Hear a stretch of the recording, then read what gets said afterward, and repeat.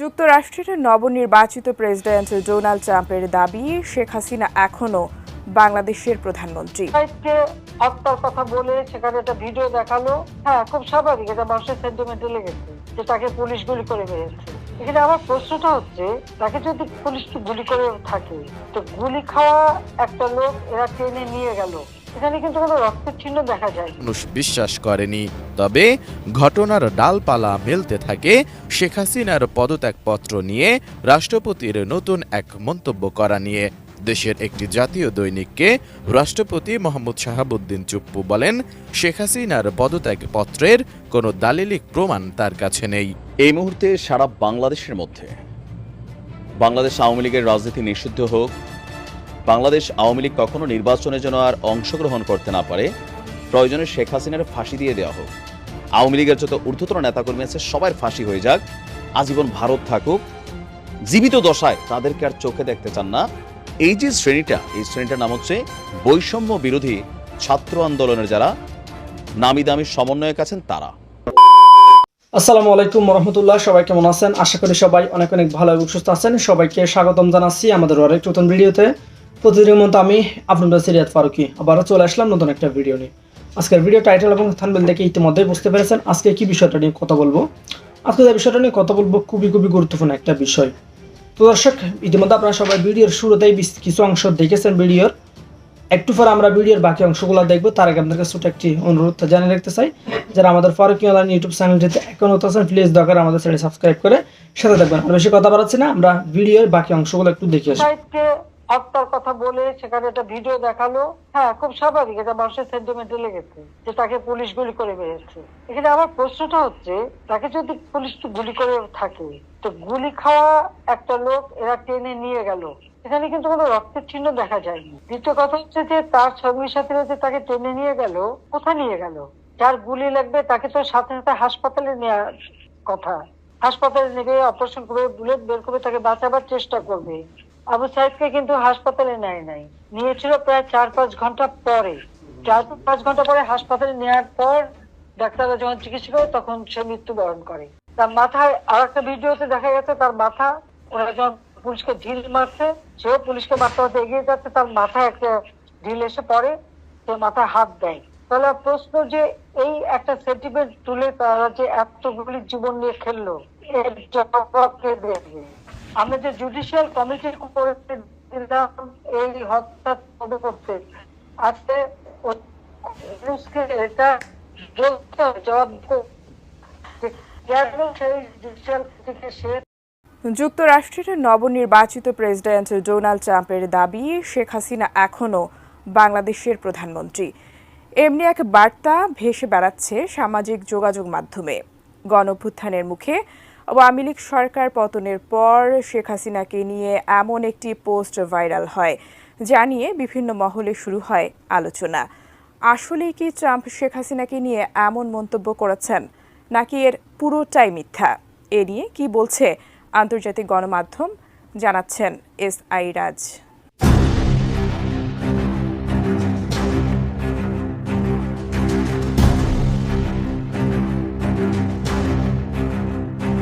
ছাত্র জনতার গণ অভ্যুত্থানের মুখে শেখ হাসিনা গত 5 আগস্ট ভারতে পালিয়ে যান। সেদিনই রাষ্ট্রপতি মোহাম্মদ শাহাবুদ্দিন চুপ্পু ও সেনাপ্রধান জেনারেল ওয়াকারুজ্জামান ঘোষণা দেন শেখ হাসিনা পদত্যাগ করেছেন। তবে তার কিছুদিন পর শেখ হাসিনার কণ্ঠ সদৃশ্য একটি অডিওতে দাবি করা হয় তিনি নাকি পদত্যাগ করেননি। যদিও একথা মানুষ বিশ্বাস করেনি, তবে ঘটনার ডালপালা মেলতে থাকে শেখ হাসিনার পদত্যাগপত্র নিয়ে রাষ্ট্রপতির নতুন এক মন্তব্য করা নিয়ে। দেশের একটি জাতীয় দৈনিককে রাষ্ট্রপতি মোহাম্মদ শাহাবুদ্দিন চুপ্পু বলেন, শেখ হাসিনার পদত্যাগপত্রের কোনো দালিলিক প্রমাণ তার কাছে নেই। পরে অবশ্য মন্তব্যের বিষয়ে নিজের অবস্থান পরিষ্কার করেন রাষ্ট্রপতি। তবুও থেমে থাকেনি আলোচনা।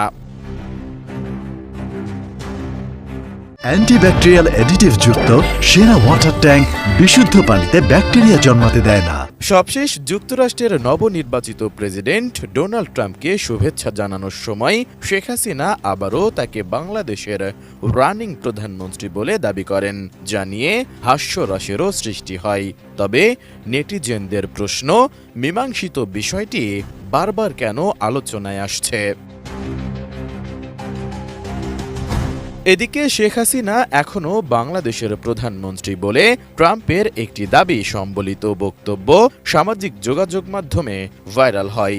তবে ট্রাম্প এমন মন্তব্য করেনি বলে জানিয়েছে বার্তা সংস্থা এএফপি। বার্তা সংস্থাটি ২০ নভেম্বর এক প্রতিবেদনে একথা জানিয়েছে। এতে বলা হয়েছে, সম্প্রতি এক সাক্ষাৎকারে ট্রাম্প শেখ হাসিনাকে এখনও বাংলাদেশের প্রধানমন্ত্রী বলেছেন বলে সোশ্যাল মিডিয়ায় ছড়িয়েছে, কিন্তু আদতে ওই সাক্ষাৎকারে এমন কোনো কথাই বলেননি তিনি। এমনকি বাংলাদেশ প্রসঙ্গ ওঠেইনি ওই সাক্ষাৎকারে। এএফপির প্রতিবেদনে আরও বলা হয়, গণবিপ্লবের মধ্য দিয়ে বাংলাদেশের সাবেক স্বৈরশাসক শেখ হাসিনার সরকারকে উৎখাতের কয়েক মাস পর সোশ্যাল মিডিয়ায় একাধিক পোস্টে মিথ্যা দাবি করা হয়েছে যুক্তরাষ্ট্রের নবনির্বাচিত প্রেসিডেন্ট ট্রাম্প এক পডকাস্ট সাক্ষাৎকারে বলেছেন, যেহেতু শেখ হাসিনা পদত্যাগ করেননি তাই তিনি এখনও বাংলাদেশের প্রধানমন্ত্রী। তবে এটা পুরোপুরি মিথ্যা। মূলত শেখ হাসিনার পদত্যাগপত্র দেখেননি বলে সম্প্রতি স্থানীয় একটি সংবাদ মাধ্যমকে বাংলাদেশের রাষ্ট্রপতি উল্লেখ করার পর শেখ হাসিনার পদত্যাগ অবৈধ হওয়ার ইস্যুটি সামনে আসে। ফেসবুকে গত ৯ নভেম্বর বাংলা ভাষায় লেখা একটি পোস্টের কথা উল্লেখ করা হয়েছে এএফপির ওই প্রতিবেদনে। পোস্টে লেখা হয়েছে, বিবিডিকে দেওয়া এক সাক্ষাৎকারে ডোনাল্ড ট্রাম্প বলেছেন, শেখ হাসিনা এখনও বাংলাদেশের প্রধানমন্ত্রী বলে মনে করেন তিনি। বাংলাদেশ সরকারের অবৈধ দালালদের উদ্দেশ্যে ট্রাম্প বলেন, যারা বলছেন শেখ হাসিনা পালিয়ে গেছেন তারা আমাকে পদত্যাগপত্রটি দেখান। একই ধরনের দাবি করে ফেসবুকে আরও একটি পোস্ট দেওয়া হয়েছে। আসলে ওই সাক্ষাৎকারে বাংলাদেশ প্রসঙ্গই আসেনি, আর শেখ হাসিনা সম্পর্কেও কোনো কথা বলেননি ট্রাম্প। এএফপি বলেছে, ক্ষমতাচ্যুত প্রধানমন্ত্রী শেখ হাসিনার পদত্যাগপত্র দেখেননি রাষ্ট্রপতি মোহাম্মদ শাহাবুদ্দিন স্থানীয় একটি সংবাদ মাধ্যমকে এমন কথা বলার পরই শেখ হাসিনাকে নিয়ে ট্রাম্পের নামে সামাজিক যোগাযোগ মাধ্যমে এ মিথ্যা গুঞ্জন ছড়ায়। এই মুহূর্তে সারা বাংলাদেশের মধ্যে বাংলাদেশ আওয়ামী লীগের রাজনীতি নিষিদ্ধ হোক, বাংলাদেশ আওয়ামী লীগ কখনো নির্বাচনে যেন আর অংশগ্রহণ করতে না পারে, প্রয়োজনে শেখ হাসিনার ফাঁসি দিয়ে দেওয়া হোক, আওয়ামী লীগের যত ঊর্ধ্বতন নেতাকর্মী আছে সবার ফাঁসি হয়ে যাক, আজীবন ভারত থাকুক, জীবিত দশায় তাদেরকে আর চোখে দেখতে চান না। এই যে শ্রেণীটা, এই শ্রেণীটার নাম হচ্ছে বৈষম্য বিরোধী ছাত্র আন্দোলনের যারা নামি দামি সমন্বয়ক আছেন তারা। বিএনপি আওয়ামী লীগকে পুনর্বাসন করতে চায়, ডক্টর মোহাম্মদ ইউনূস খুবই সুন্দর একটা বল বিএনপির কোর্টে দিয়ে দিয়েছেন। জামাতও এখন ওই সুরেই সুর মিলাচ্ছে, তারা কোনো রাজনৈতিক দলকে নিষেধাজ্ঞার পক্ষে না, ভারতের কাছে আবার এরকম তারা বক্তব্য দিয়ে আসছেন। তো এরকম বক্তব্যগুলো সবচেয়ে বেশি টেনশন, উদ্বেগ, আতঙ্ক তৈরি করে কাদের মধ্যে? সার্জিস, হাসনাত, তারপর হচ্ছে ধরেন আসিফ, নাহিদ, মাহফুজ, বিশেষ করে আমরা যদি ধরি হাতে গোনা 50 বা 100 জন সমন্বয়ক নামে বিভিন্ন জায়গায় যারা এই দলগুলোকে লিড করছেন। কারণ বিএনপি আওয়ামী লীগ থাকতেও আর কি হয়েছে, নতুন করে কিছু হইতো না। জামাতও আর কি হয়েছে, যাদেরকে ফাঁসি টাসি দেওয়ার দরকার আওয়ামী লীগ দিয়ে দিছিল। কিন্তু এখন যদি আওয়ামী লীগ কখনো ক্ষমতায় আসে, নির্বাচনের সুযোগ পায়, জনগণ ভোট দিবে না আওয়ামী লীগরে 100% শিওর। যদি দিয়া বসে তখন পরিস্থিতিটা কি হবে?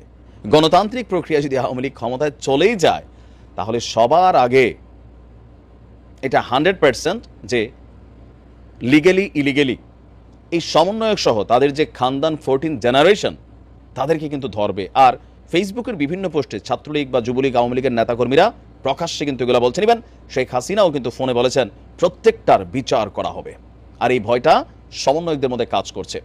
তবে সমন্বয়করাও অনেকে শেখ হাসিনাকে নিয়ে ট্রল করছেন। যেমন সার্জিস গতকালকে তিনি হয়তো স্বপ্নে দেখছেন কিনা আমি জানি না, শেখ হাসিনা বাংলাদেশে নাই, তাহলে স্বপ্নেও দেখে থাকতে পারেন যে পদ্মা সেতুর মধ্যে শেখ হাসিনা দেখা যায় কিনা। বিষয়টা ট্রোলিং ছিল ওই জায়গায়। যে বেগম খালেদা জিয়া এবং ডক্টর ইউনূসকে পদ্মা সেতু থেকে ফেলে 2টা কইরা চুপনি দেওয়ার জন্য বলছিলেন, আবার খেয়াল রাখতে হবে যেন না মরে। তো ওইটার পরেই সম্ভবত এটা নিয়ে নানান ট্রোলিং হচ্ছে, যখন খালেদা জিয়া এবং কি ডক্টর ইউনূস একসাথে ছিলেন। তো পদ্মা সেতুর জায়গায় আছে, তারাও আছে, সাবেক প্রধানমন্ত্রী শেখ হাসিনা নাই, এই কারণে একটা ট্রোলিং ইস্যু তৈরি হচ্ছে। তবে হাসনাত বলছে খুবই সিরিয়াস কথা, সার্জিসও কিন্তু বলছে জীবন থাকতে প্রয়োজনে জীবন দিয়া দিব। তো জীবন এমনিও যাবে, এইভাবেও যাবে, ওইভাবেও যাবে। তো যার কারণে সমন্বয়করা কোনোভাবেই কিন্তু আওয়ামী লীগকে বাংলাদেশে রাজনীতি করতে দিতে চাইবে না। এটা খুবই স্বাভাবিক, এটা তাদের ব্যক্তি সিকিউরিটির জন্যই আরও বেশি জরুরি। তো এই কথাটা আপনি দেখেন, হাসনাতের স্ট্যাটাসটা বলছে আওয়ামী লীগকে ক্ষমা করার মাধ্যমে 20 বছর পরে 4000 সন্তানের মৃত্যু পরোয়ানাতেই স্বাক্ষর করা হবে। তার ফেসবুকে তিনি লিখছেন যে কাজেই এবার আওয়ামী লীগকে ক্ষমা করে দেওয়ার অর্থ হলো আজ থেকে 20 বছর পর আমাদের 4000 সন্তানের মৃত্যু পরোয়ানাতে স্বাক্ষর করা। কথাটা যেন আমরা মাথায় রাখি। সমন্বয়করা কিন্তু মাথায় রাখছে, তারা যে যেখানে আছে সর্বোচ্চ লেভেলে চাচ্ছে আওয়ামী লীগকে নিষিদ্ধ করতে, কিন্তু বিএনপি এই কথায় রাজি হচ্ছে না, হবেও না, জামাতও হবে না। আপনি লিখিত রাখতে পারেন। এখন ভিপি নূর তার পলিটিক্যাল অবস্থান, একজন ব্যক্তিকেন্দ্রিক দল, এখানে বড় কোনো জনসমর্থন নেই। কেউ কেউ বলছেন সারা বাংলাদেশ যদি ভিপি নূর যে বলেন 330 আসনে তিনি প্রার্থী দিবেন, পুলিং এজেন্ট তো দিতে পাবেন না, প্রার্থী খুঁজে পাবে না, এরকম। তো তাদের বক্তব্যগুলো ইম্পর্টেন্ট হচ্ছে জাতীয় পার্টি, তারা তো বইলেই দিচ্ছে সমন্বয়কদের হাতে তারা নির্যাতিত হয়েছে, তাদের বক্তব্য অনুযায়ী পাল্টে অনেক কিছু হয়েছে। সমন্বয়করা বলছে তোমরা ফেসিসদের দোসর, আওয়ামী লীগের এই শক্তিটুকি মানে তোমরাই টিকাইয়া রাখছো, নির্বাচনে যাইয়া বাকিরা তো যায় নাই, সুতরাং আপা গেছে যেখানে তোমরা যাবা সেখানে, জাপা যাবে সেখানে। এটা নিয়ে অনেক ঘটনা হয়েছে, এখন পরিস্থিতি শান্ত। বিএনপি খুব স্ট্রিক্টলি বিভিন্ন অবস্থানে শক্তভাবে তাদের অবস্থান প্রকাশ করছে, আর জামাত কৌশলী পথে হাঁটছে। বাট আওয়ামী লীগকে নিষিদ্ধের কথা ভারতের কারণে হোক, ভূ রাজনীতির কারণে হোক, তারা কিন্তু বলছে না। এখন হাসনাত বলছে আপনার মূল পূর্ণদাতা এখানে ছিল শফিকুর, আওয়ামী লীগ ক্ষমা চাইলে রাজনীতিতে ফেরার সুযোগ পাবে, এইসব কথার কোনো মানে নাই। এখন এটা নিয়ে অনেকেই বক্তব্য দিচ্ছিল যে আওয়ামী লীগের মধ্যে যেহেতু অনুশোচনা নাই, প্রথমে তারা ক্ষমা চা কৃতকর্মের জন্য, অনুশোচনা করুক, তারপরে ভাইবা দেখবো। কিন্তু আওয়ামী লীগ যে এত তাড়াতাড়ি রিয়াকশন দিবে, বাহাউদ্দিন নাসিম তিনি আইসা এক বার্তা দিয়ে বসলেন কি, আমরা এত ঘাড়তেরা দল না, কৃতকর্মের জন্য যদি ক্ষমা চাইতে হয় জাতির কাছে, গণতন্ত্র রক্ষার্থে আমরা ক্ষমা চাইব। এরপরে কিন্তু প্যাচটা লাগছে, তো ক্ষমা যদি চাইয়াই ফেলে, বিচারের মুখোমুখি যদি হইতেই চায়, তাহলে তো আওয়ামী লীগ দেশে চলে আসবে। তো গণতান্ত্রিক প্রক্রিয়াতে আওয়ামী লীগ রাজনীতি করবে, বিচারের যারা হবে, অপরাধী যারা আছে তাদের শাস্তি হবে, কিন্তু আওয়ামী লীগের নাম নিশানা তো মিটানো যাবে না।